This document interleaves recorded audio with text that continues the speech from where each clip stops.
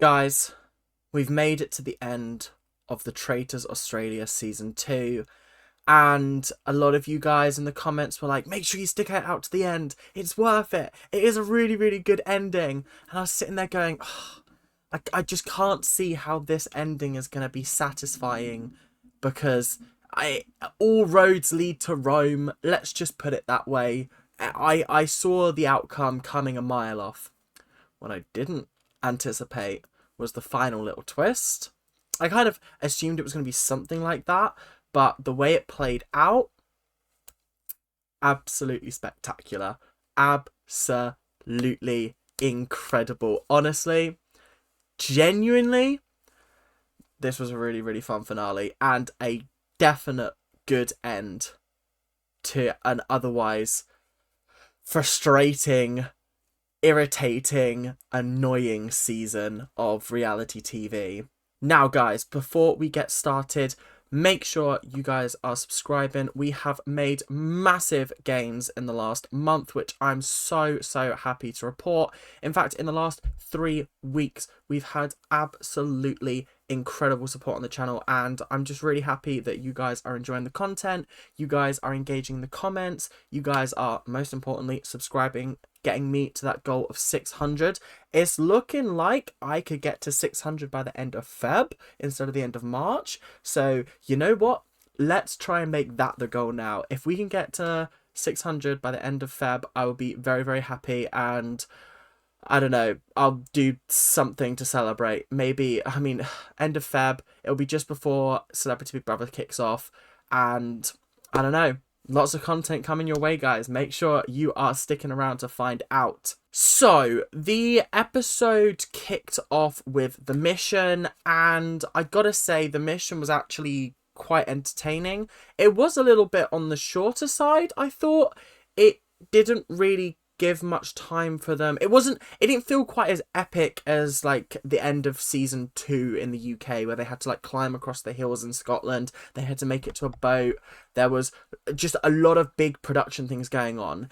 In this challenge, they kind of just went from like a pond to a cattle shed to like a house, just to like pick up silver bars, which was fine. It wasn't like bad or anything, but it just did feel a little bit underwhelming in the sense of like the final mission.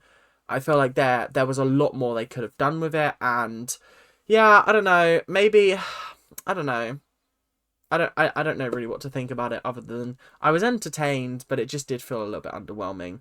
They managed to make, I think, 46,000 or something like that. I can't remember exactly how much they made, but it did bring their total prize money up to 208,000 Australian dollars, which is a crazy amount of money. For anyone out there, I'm gonna hazard a guess, it's like 150,000 ish, I think.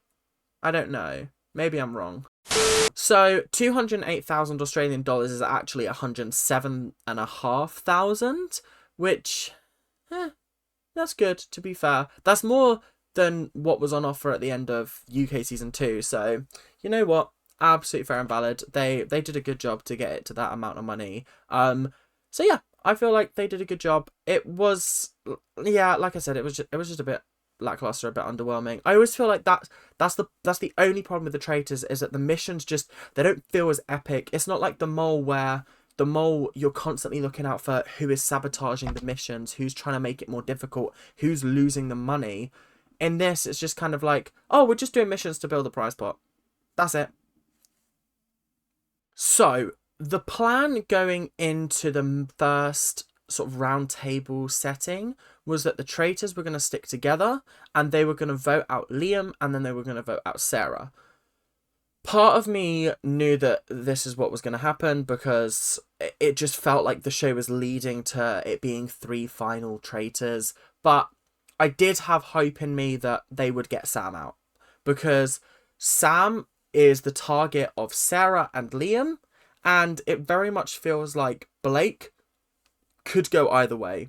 He could get rid of Sam and then be like, Camille, I promise we will vote like split. Please.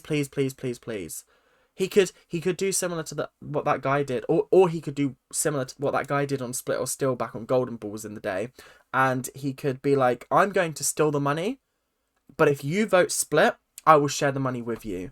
And then he got the other person to vote Split, and then he voted Split, so they split the money. So it was like a real good mind game. I feel like that's the kind of thing you have to do in this game, and it just felt like Blake could have swung either way. He could have gotten rid of Sam, but like he said, he doesn't know which way Sarah's going to go. Sarah is the biggest wild card in this game because she says she's going to support you before it, and then during she allows herself to just get absolutely blindsided by ridiculous information. I'll talk more about why she's one of the worst people to play this game a little bit later, but you genuinely just have the feeling of she's so ridiculously easy to sway that there's no point relying on her to try and make a move, because she'll get into that room and then she'll change her vote at the last minute, so it's just pointless. And it is frustrating because it gets to the point where you can't trust her, even though she is trustworthy because she's a faithful. As a traitor, you can't even trust her to help you vote out another traitor. Sam and Blake do not trust each other, and it's really telling because Sam and Blake sat down with each other, and Sam was like, you voted for me before. And Blake was like, yeah, I did, because I thought everyone was going to be voting you out, and I didn't want to be the only one that didn't vote you out. And then you turn up to be a traitor, and then people are like, why didn't you vote for Sam? And he was like, okay. But it's very, very clear that Sam just doesn't trust Blake. And Sam was like, well, what's stopping you from writing my name down again? And Blake was like, well, you just got to trust me, bro. And there's no trust between them at all. And it is very, very telling. And I was a little bit surprised that it went down that way. But it is what it is. They could have worked together. But Sam blew his game when he laid his cards on the table with Annabelle, and then Annabelle exposed him, and then that started the whole saga of mistrust between the two. So, really, not ideal for Sam. Better for Blake. Blake's in the best position going into this finale because Liam was the one that accused Camille and Sam, so like eyes are on them. Blake's in a good position, I gotta be honest. Blake's done well in this game. For the most part, people have suspected him but never had any evidence to really accuse him more than just, we should look in your direction, which, let's be honest, people have been voted out for less than that. So we're heading into the the last round table, and there's a sense that nobody really knows how to start because nobody really wants to start. Liam said that he's dead set on Sam because he's noticed now that every single person that has said Sam's name has ended up going home, either being murdered or being banished at the round table. And he's cottoned on to that fact now. Sarah did agree with Liam, but I'll come back to her in a minute. Sam then was like, well, Liam, you were pushing an agenda on these people. And Liam was like, I literally wasn't. I was just agreeing with what you were saying. I was saying I have suspicions on them. Like, everyone has suspicions on everyone. I wasn't pushing any agenda. I don't think, apart from Simone, I think Simone was the one that he was like, I think it might be her. Sam's been the one that's like, we should do this, we should do that, we should do this, we should do that. So, like, how have people not picked up on that? How have people not picked up on the fact that he's been leading a lot of these discussions when it comes to voting people out? People will accuse him and then he'll go, but what if it's you? And then they'll just get voted out. It's ridiculous. I'm so sick of it. So he's done the same to Liam. And then Blake obviously is trying his best to gauge where Sarah's head is at. Because if Sarah's head is going to Sam, he'll vote Sam. If it's going to Liam, he doesn't want to blow the trust with Sam, so he'll have to vote Liam. And this is where Sarah's like, oh, I don't know. My heart is saying that Liam isn't a faithful, or is a faithful, but my head is saying that he might be a traitor. Please tell me what your evidence is for Liam being a traitor. What is your evidence? Because every single person who has accused Sam has turned out to be a faithful. A faithful. The only person that accused him of being a traitor, that was a traitor, was Ash. And that's because the working theory is he voted out another traitor. You even said it. You even said it yourself. What, like, am I being stupid going for Liam working on such a weak hypothesis? Yes, because you've gone off of weak hypotheses the entire game. You voted out Annabelle on a weak hypothesis of, oh, well, she's suddenly piping up and saying something. Faithful. She voted out Simone because she started saying something at the round table. Faithful. She voted out Gloria because they hadn't looked in her direction. Faithful. They voted Keith because they hadn't looked in his direction. Faithful. What is this game plan, Sarah? You have not voted for a single traitor this entire game apart from Ash, and that was only because Sam fed that to you on a silver spoon. It's ridiculous. It's actually so frustratingly ridiculous. Yeah, it's wraps. It's wraps. It's over. It's done. It's it. It's done. Game over. So the voting came down. Everyone voted for Liam, and then Liam voted for Sam. I was sat on the train watching this episode because I was away for the weekend and I knew I had to make this video for today. But I was sat on the train in such utter disbelief that it wasn't a 3-2 split and that it was a 4-1 split. It gets to the point where, like, what's the point of you playing this game at this point? Because Sarah must have known when she voted out Liam and he said, I'm a faithful, she'd lost the game. She'd lost the game. She must have known, surely. They explained the rules of the Traitors Dilemma, which is sort of like the end game. I don't know if this is the same for any other international versions, but apparently this is a thing they do in Australia. The Traitors Dilemma is essentially, if 3 of them make it to the finale, then, or to the final 3, then they have a choice to split or steal. If they all choose to split, they all take away some of the money. If one of them chooses to steal, that person takes all the money, the other 2 get nothing. If 2 of them choose to steal, those 2 split the money, the third person gets nothing. If they all choose to steal, nobody gets anything. It was very, very clear Sam was going to steal. Just from the jump. There was no way he was going to be picking anything other than steal.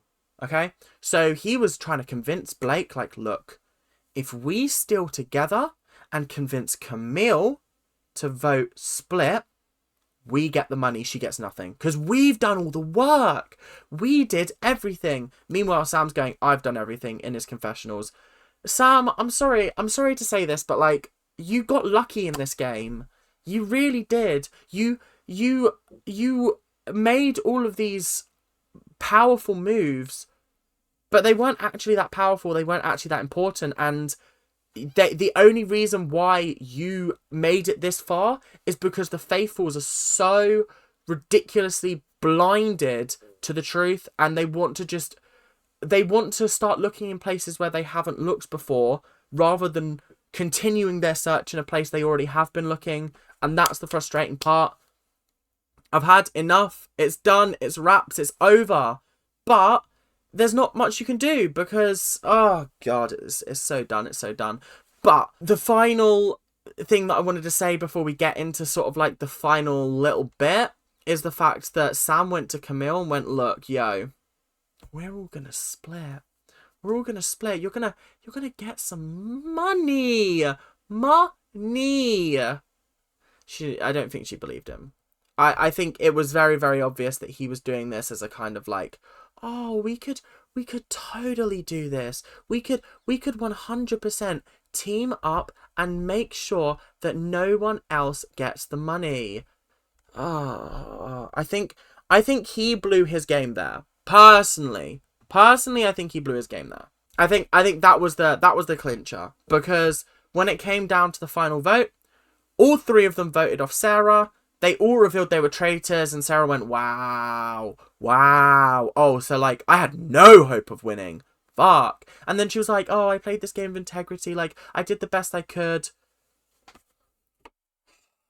Just you wait until I rank this cast. I was relatively nice about the UK lot because when they were stupid, there were moments of redemption. This one, you get nothing nice from me for some of these people. Nothing. I've got nothing nice to say. I already know who my number one is, and I'm looking at the whole series, but I know who my number one is. I know who it is. So, let's get on to the Traitors' dilemma. What did they choose to do? Did they choose to split? Did they choose to steal? What did they decide to do? Okay, so they really dragged this out for a lot longer than it needed to be. There was a lot of just tense looks from everyone. Sam chose to steal. Very, very obvious. I felt like that was going to happen regardless of who ended up in the finale with him. I think he also made that decision because he, in that final moment, he trusted that Camille would vote split and Blake would vote steal. That was his working theory. Because he knew there was no way that Blake wasn't going to choose steal because he wanted that money. And he believed that Camille would want to split the money with. As for Blake knew Sam was going to vote steal and he wanted Camille to vote split. So he voted steal. So it all came down to Camille. I was very nervous that she was going to vote split because if she did, she'd walk away with nothing. But when it came down to her, regardless of what she voted, which I thought was fucked, regardless of what she voted, she wasn't making any money out of this. So she decided to steal. So all three traitors chose to steal. And you could see the look on Sam's face crumble. Absolutely crumble. And Blake just started crying. Bless him. I've got a lot of love for Blake because he was fucked about in this game. If he had just got rid of Sam, him and Camille could have split that money. But because, and this was the reasoning behind it. Camille basically said when she was brought in to the three of them, she already knew that she wasn't making it. She was being brought to the final three purely for this decision. Purely so that she would choose split and they could take the money. She knew that that was Sam's plan. And the point when she realised that was when Sam, like, she already had that, like, sort of nagging feeling in the back of her mind, but it was confirmed for her when Sam sat down with her and was like, we're going to all vote split. That was the moment when she was like, I have to vote steal. Because, and she said it best herself, if I'm not making any money, no one's making any money. Boss bitch. Honestly, boss bitch. She played the game the best. The only person that suspected her slightly was Liam. There was a lot of heat on Blake, a lot of heat on Sam, but the only person, and it was literally on the final day that her name got called out. And I think it was just a case of, who do I think is suspicious around here? You two. So, like, Camille played a very, very strong game. She was a good faithful. She got her sights set on Sam. I'm shocked that nobody noticed the fact that she just stopped gunning for Sam after that round table where Simone got ejected or banished. And then, obviously, she got recruited overnight. And then suddenly, all of her claims about Sam just stopped. That was suspicious, but no one picked up on it. So, I don't know. She did play a very, very good game. And she said it best herself. If I'm not going to win, no one's going to win. And Sam played himself. I just feel sorry for Blake in all of this. Because if he and Camille had teamed up to take Sam out, they could have made some money here. But instead, absolutely no one went home with the money. And it sucks. It really does. Because essentially, I view this finale in two minds. One, it makes the whole season pointless. Because there's no winners here. Everybody lost. But also, everybody lost, which is actually quite a cool ending, especially for this series where nobody deserved to win. No one actually deserved to win this.